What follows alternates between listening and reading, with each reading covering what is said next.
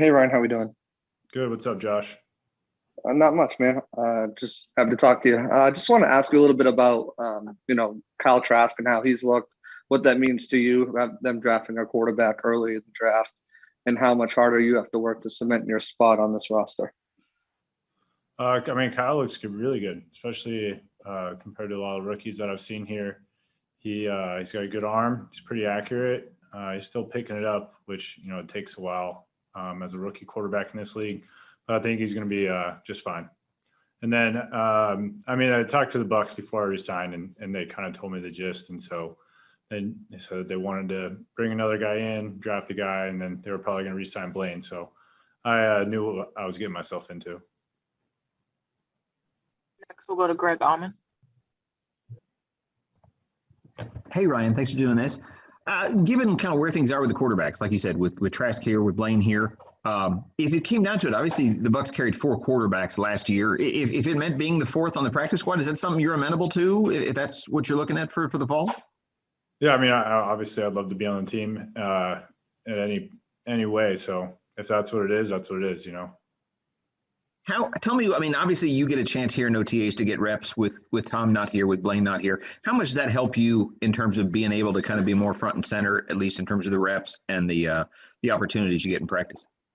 I think it's big with just the guys that I get to work with, because those are the guys that I'll be working with in the preseason. So obviously you want to put out the best film you can. So working with these guys, I know a lot of these guys are the guys that I'm going to be throwing to. So I really need to build a rapport with them. I don't want to go in cold, because that's where you kind of, put your best foot forward. And so I just want to be prepared. Thanks, Ryan. Next, we'll go to Joey Knight. Ryan, can you hear me okay? Yeah. Is there anything specifically you wanted to focus on during these OTA sessions? Besides just working on a rapport with these guys, I think just big for me to get in here and just get a lot of work for my fundamentals and just get a lot of individual with Coach Clyde. Every year, they say it's competition, but really I'm competing against myself, and I'm competing with this against other guys across the league. So for me to be here right now, it's just important for me to work on my craft, from little things as footwork and stuff like that. And then, like I said, get and work with these guys in so we can play well in the preseason.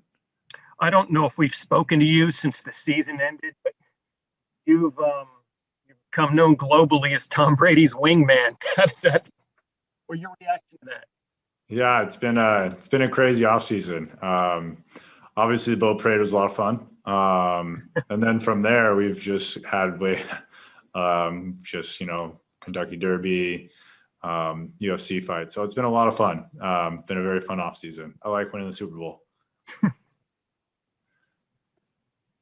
Next, we'll go to Mark Cook. Hey, Ryan, you guys had Giovanni Bernard this year. You brought in LaShawn McCoy last year. How much more can Giovanni Bernard bring to this offense in terms of versatility? And how much better can this offense even be than they were last year when you guys finished up the season by maybe adding, a better pass catching running back? Yeah. Do you want to get the door real quick? I can wait for you to get that was actually my cell phone. My apology. Yeah. No worries.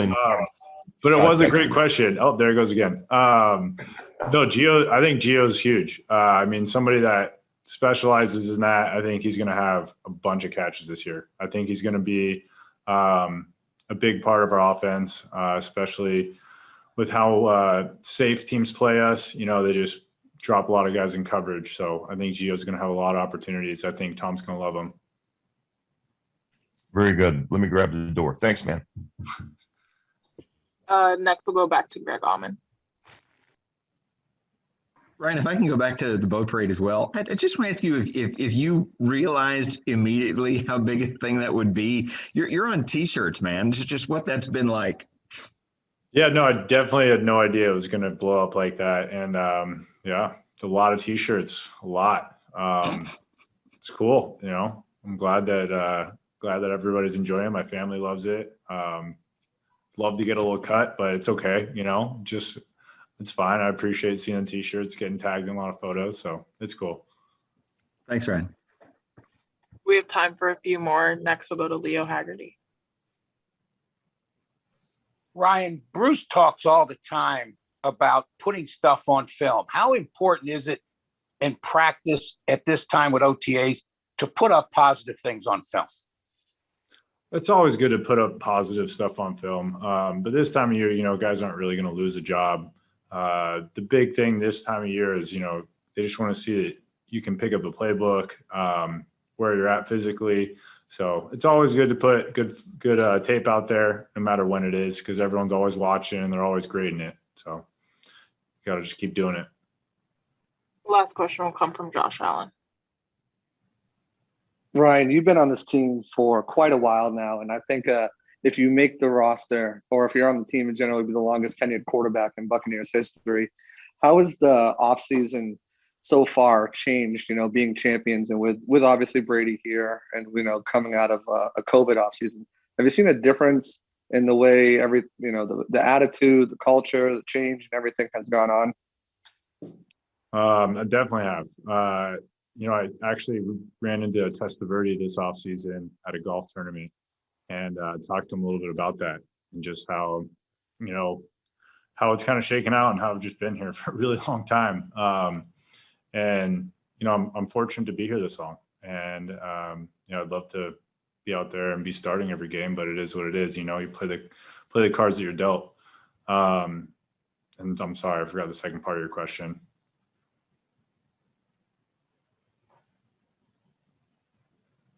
Just the off season, how it's kind of changed. Winning a Super Bowl.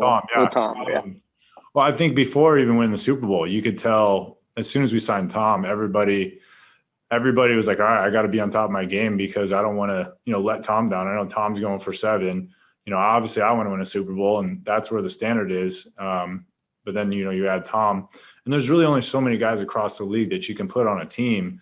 And the level of everyone feels like, all right, pressure, like I need to perform because everybody's going to be watching because we got this guy. And I know that if I perform well, he's going to take care of his job.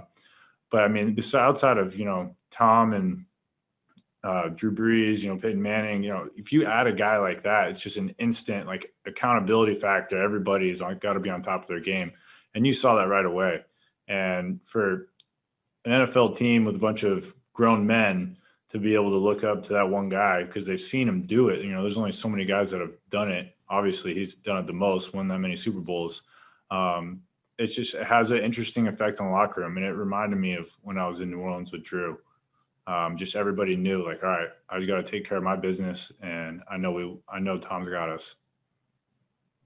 All right, that's all we have time for. Appreciate you taking the time, Ryan. All right.